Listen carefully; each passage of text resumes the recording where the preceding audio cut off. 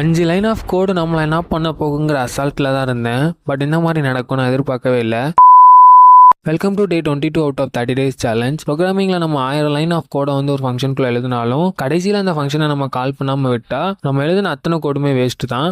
அந்த மாதிரி தான் நம்ம என்ன தான் யூடியூப் டியூட்டோரியல்ஸ் கோர்ஸ்லாம் பண்ணாலும் நம்மளாம் உட்காந்து ஒர்க் அவுட் பண்ணி பார்க்கலாம். ஆனால் நம்ம பார்த்தது எல்லாமே வேஸ்ட்டு தான். அந்த மாதிரி தான் இன்றைக்கான நாள் வந்து போச்சு. நான் நேற்றே உங்கள்கிட்ட சொல்லியிருப்பேன், டேட்டா செட்டை ப்ரிப்பேர் பண்ணி எடுத்துக்கிட்டேன் ஒரு லாஜிஸ்டிக் ரிக்ரெஷன் மாடல் ட்ரெயின் பண்ணுறதுக்கு. இப்போ வந்து நான் என்ன பண்ணியிருந்தேன்னா, அந்த டேட்டா செட்டில் வந்து டெக்ஸ்ட்டில் ஒரு அன்வான்டாக கேரக்டர்ஸ்லாம் இருந்துச்சு. அதை ரிமூவ் பண்ணுறதுக்கு தான் ஒரு மெத்தட் வந்து கிரியேட் பண்ணேன். இந்த 5 லைன் ஆஃப் கோடு தான் என்னை வச்சு செஞ்சிருச்சு. அதை வந்து நான் அண்டர்ஸ்டாண்ட் பண்ணிக்கிறதுக்காக உடனே ChatGPT போயிட்டு பார்த்தேன். சிம்பிளாக என்ன பண்ணுறோன்னா, அந்த டெக்ஸ்ட்டில் வந்து அன்வான்டாக நிறைய கேரக்டர்ஸ் இருக்கும். எக்ஸப்ட் நம்பர்ஸ், டிஜிட்ஸ், அந்த அண்டர்ஸ்கோர் அதெல்லாம் தவிர்த்து மற்றதெல்லாம் இருக்கிறதெல்லாம் ரிமூவ் பண்ணுறதுக்கு தான் இந்த ஃபங்க்ஷன் வந்து நம்ம யூஸ் பண்ணுறோம். நான் இந்த ஃபங்க்ஷனை வந்து நம்ம டேட்டா செட்டில் அப்ளை பண்ணிட்டு நான் வந்து அந்த டேட்டா செட்டை பிரித்து எடுத்துக்கிட்டேன். ஒன்று வந்து நம்ம ஃபீச்சர் இன்புட் ஃபீச்சர், இன்னொன்று வந்து அவுட்புட் ஃபீச்சராக செப்பரேட் பண்ணி எடுத்துக்கிட்டேன். நாளைக்கு நான் அந்த லாஜிஸ்டிக் ரிக்ரெஷன் மாடல் ட்ரெயின் பண்ணிடுவேன் நினைக்கிறேன்.